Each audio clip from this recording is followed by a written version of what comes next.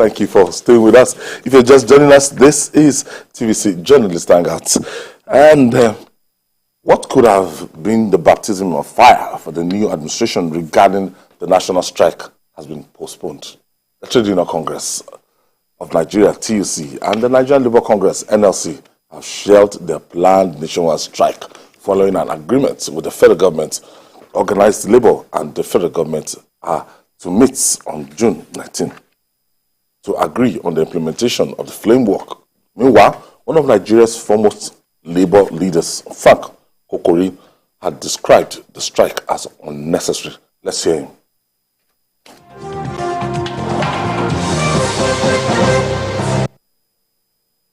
That is why I'm confused with this type of national strike notice of 3 working days.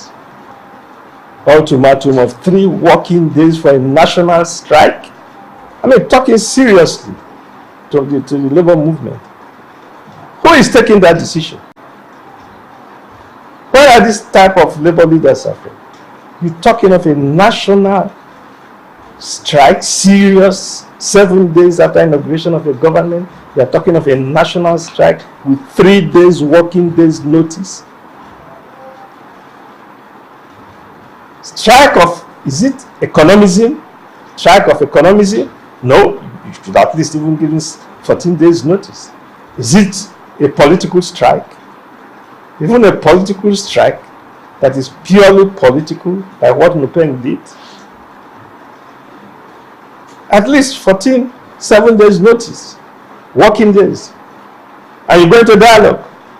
I will appeal as the father and one of the founding fathers of Nupeng and Pengasi, that they know what I'm talking about.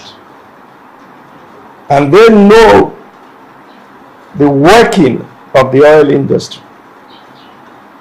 They should advise the Nigerian labor centers properly. They should not just go into a blind strike. Labor is the most critical sector of the economy. When I say labor, it's not members of Nigerian Labour Congress and the TUC. I'm talking of the Nigerian masses, including market women, laborers, artisans, and everybody. But labor is the best organized group. So obviously they should talk with government, not dictating to government. 3 days ultimatum, working days, it never happened anywhere. Of a national strike, not a branch strike. A branch strike takes a minimum of 14 days or 7 days notice. It's only a wildcat action that takes even less than 24 hours. And that is done in a very serious situation in a unit or a branch of a trade union.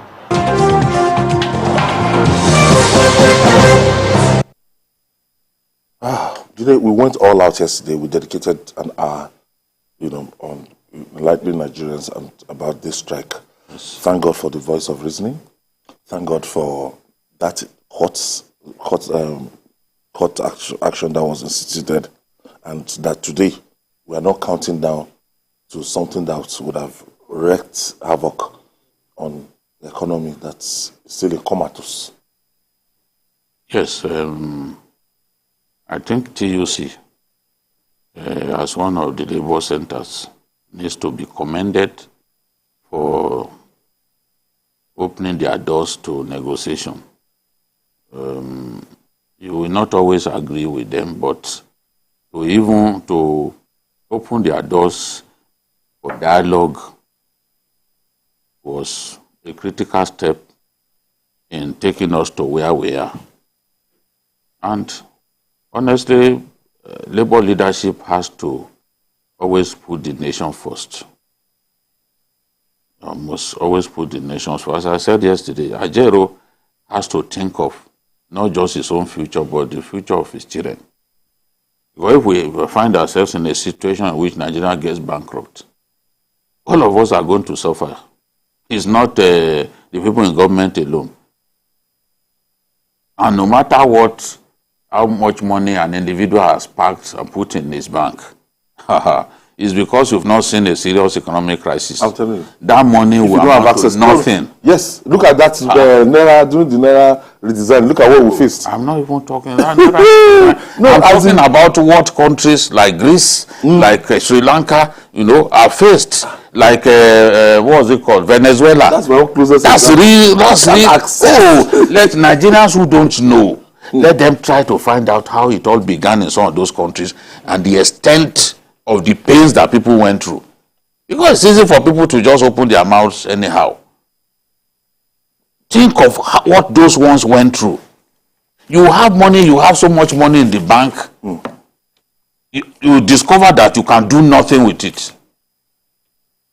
So we can't allow this subsidy regime to make us bankrupt as a nation. We have reached the point, the point of no return. And labor leaders need to be properly, I think the FG team that is discussing with them, they have to come out, let these people know what's on ground. Because when people talk about money, that they said that they already released money for subsidy up to the end of the month. They need to tell them what is really on ground. That something was budgeted for does not mean that the cash backing was there. Nigeria is broke. This is a fact. Some time ago when I said Nigeria was broke, a columnist was abusing me. And I just shook my head. Today, is it not clear to all of us? A country that spends 96% of its earnings for debt servicing. Is that not the definition of being broke? And then in the first quarter of last year, we spent 118% of what we earned to service debt, which means you already took much more than you earned. Maybe you borrowed money to service debt in the first quarter of last year. During that same period, South Africa spent only 20% of its earnings. So you can see that we are not in good health. And that's why a good number of us oppose the continuation of the subsidy regime. There's no other reason. We are not saying labor should not fight for workers, fight for their members. It's a natural thing. But again, just as Kokori said, you don't embark on this kind of nationwide strike. Nationwide, not even branch, and give only 3 working days notice. And you can't say that you know much more than this man. These are the people, is a labor leader of international standing. So he knows what he's talking about. I've seen even health workers go on strike, not with 3 days notice. I've seen it. Because when these people went on strike the other day, resident doctors, we were monitoring it. Not 3 days. So our labor leaders must always put the country first. And let the discussion be an open one. Gentlemen, look, this is where we found ourselves. If they have information, I don't want to believe that labor leaders are unreasonable. If they have information, they will be able to take the information back to their constituents, back to their members, and say, see, these are the things we are confronted with. What do you think we should do? There's no doubt that there must be some level of cushioning of the effect of an increase in pump price. 160% increase in pump price of petrol is huge. There has to be some mitigating, yes. But at the same time, there should be no going back. You can see all of the people we spoke with yesterday, including the man abroad, said no going back. If we go back, we are finished as a country. And all of us must realize it's just our way of life will change. There was a time when if you are traveling to Abuja or anywhere, nobody tells you to remove your shoes. Nobody freaks you.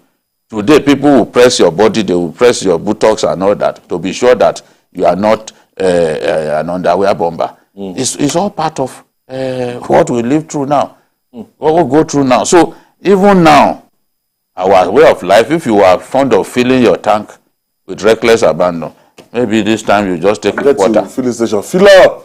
You just take, cannot take fill up. Fill up. Okay. You just take a quarter and then go to manage. As Fashola once said, Fashola, I remember when they wanted to increase fuel price the first time, and we confronted Fashola that people said, now what it means is that the cost of filling our tanks will be great. The Fashola said, is your tank a store? Why must you fill your car tank? So people, is capable of defending any situation, in a manner that will confound even you, the listener. He said, is your car a store? Why are you filling your tank? So now, what he said back then, I just remembered that, this man said this to us at the airport hotel that day. Today, you have a choice. You don't have to fill between filling your tank and just taking what you need. Now, when you look at the pushback against this subsidy, I remember listening to a voiceover, a track from former Finance Minister Okonjo-Iweala. By the time they attempted to remove the subsidy, the mother was kidnapped. The Ojota rally, Jonathan tried, but there was this Ojota rally that stopped him from implementing the subsidy regime.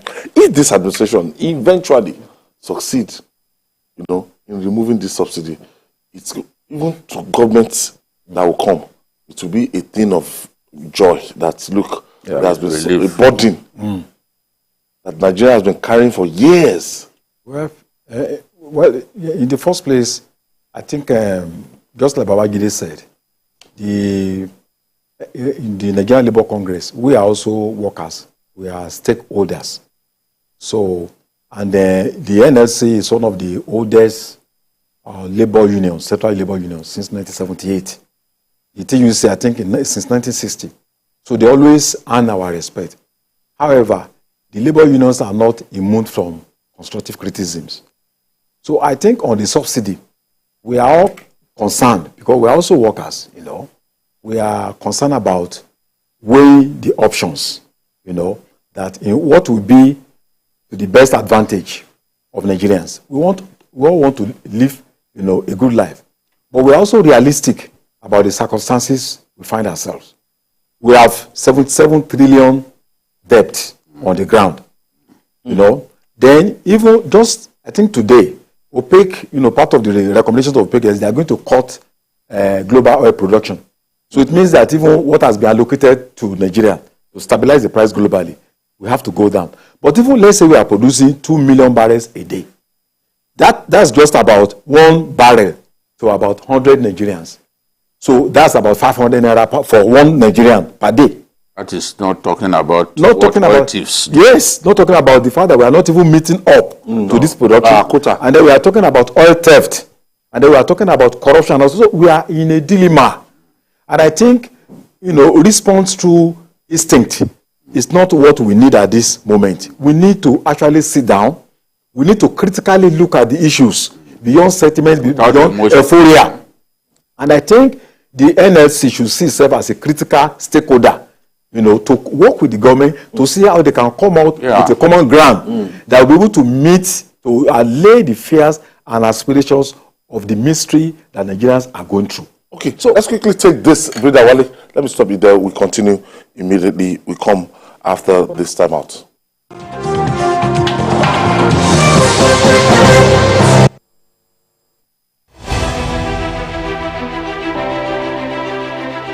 My name is Tain Jack Rich. As you all know, that Nigeria is not only the largest economy in Africa, but the most populated country in Africa. And report has it that by 2050, Nigeria will be the third largest population outside India and China. But Africa, despite the fact that its population today is about 1.42 billion, only accounts for about 3% of global trade. That's about $2.5 trillion. Not even close to the state of California. So it's not enough to talk about a challenge, but let's talk about a solution. And that solution has to be sustainable. What we need is the integration of Africa. in the global political and economic value chain so Africa can access the right technologies and the right new ones. What we need is to build the right industrial gateway and ensure that local communities have access to technologies through broadband and other medium to be able to pursue a life of self-dignity. And that's the way that we can help families that are struggling to have access to the right, opportunity to grow the needs of their families. And low-income communities and low-income families can also access opportunities. Please pass this message to lawmakers and policymakers here in the United States to try the best to include African Union as part of G20 economies, and also to try its best to include a country that is called Nigeria as a member of the G20, so Nigeria and Africa can access opportunities and litanies of whatever is available within the technology space that have been matured to grow opportunity for those families that are really struggling. This project was started and I am out of it right now. It's a movement that we cannot, backpedal. And I want to say to you that listen to me and those who are here and the next speakers, please let's work together to support this beautiful initiative for the good of humanity. Thank you and God bless you.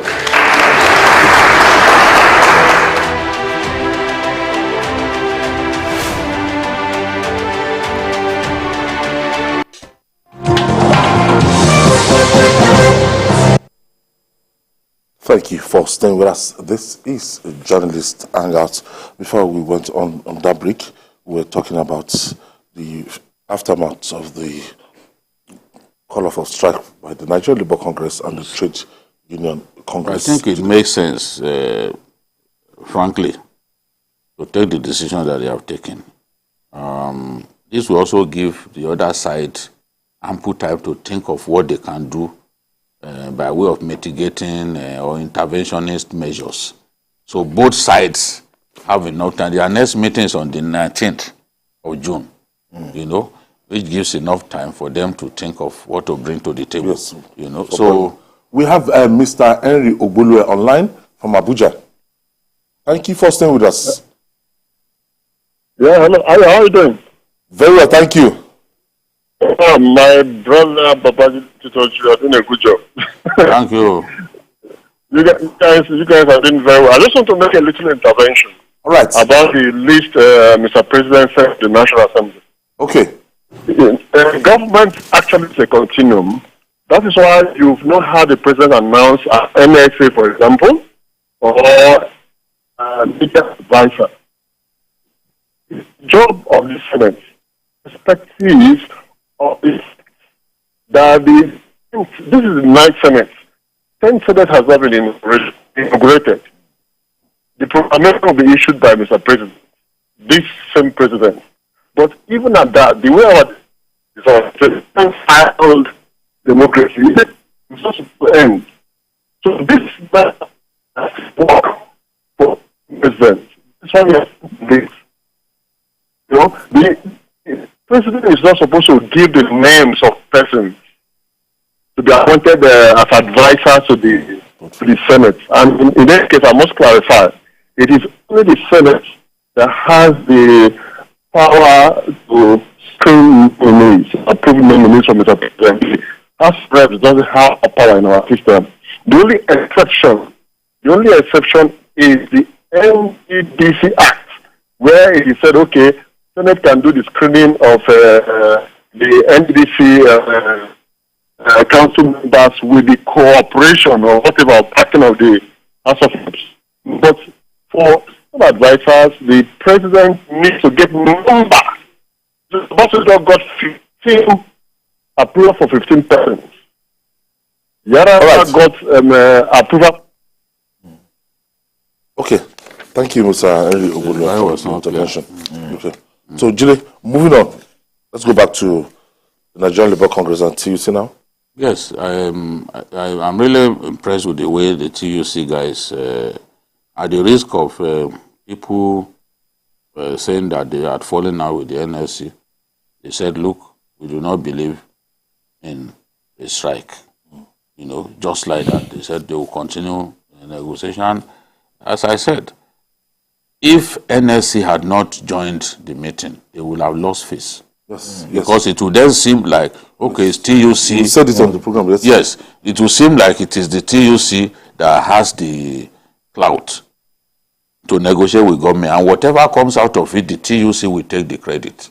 So Ajero and his people, they had a positive rethink, and they joined the meeting. They joined the meeting Against what we were told before, that the only reason they can join the meeting if they reverse to status quo. Nobody reversed to status quo, but they went back to the meeting. That was the right thing to do. That was what we told them to do. You represent the workers. You can't afford to take these kind of steps. The country is broke. We needed to do something about it. So as you are thinking of the welfare, or about the welfare of your staff, of your colleagues, you must also think of the well-being of the country. If the country becomes bankrupt, we all suffer, including your colleagues. Well, a quick one. Yeah. Part of the proposal that we'll be looking on the 19th, the proposal, TUC proposed a 200,000 naira minimum wage. Now, I don't know. When I read that, and I was like, wow. I think both parties needs to be realistic. I hope the NLC used to have research and documentation department. They need to do their research very well and come to the table with figures. That has always been the tradition of labor. So that when you are talking from informed position. This how much money Nigeria realizes in a day or in a month. Then how these are the figures. How then do we manage? And good enough, we have a chartered accountant as the president of Nigeria. So the NLC should also go back to the boardroom, get his own experts, so that when you are just demanding for 200,000, minimum wage, you must be conscious of the implication of what you are demanding for. So I hope that the NLC will do its own research very well, and not just to bandit figures. And also, I think I'm expecting the NLC to raise the issue of the past probe about subsidy. We don't need to be saying, actually, you must. Non-government organizations should also put pressure on government to ensure that stolen funds, subsidies called a scam, that people also account for that fund. NLC can play a major role in this so that we can retrieve stolen funds. You need to identify them. Who are the people collecting this money? Like that. So that's what I expect the NLC to do. I told them the thing they need to table, that those who got these funds should be made to account for those funds. So that at the end of the day, both parties will agree based on the realities of Nigerian economy. At least under Jonathan, some subsidy thieves were punished. Yes. Those of them who collected money to bring in fuel based on subsidy and diverted them to Benin Republic to go and sell. Some even sold on the high seas. The product didn't get here. So let's identify those people and bring them to book. In the last 8 years, there must have been a lot of those. Yes. So where are they? Where are the people who are guilty? You have a lot of reports, probe another. What happens to those people? What happened to the trial? Wale, thank you for your contribution. And the master himself. Thank you. We are here. And that are offering today. Join us tomorrow for another episode of the program. You can watch the repeat broadcast tonight at 11 p.m. Join us this Sunday from 1:30 to 3:30 p.m. for Journalist Hangout on Sunday. We're on YouTube, youtube.com/TVC News Nigeria. I'm Ayodele Zubaku. Bye for now.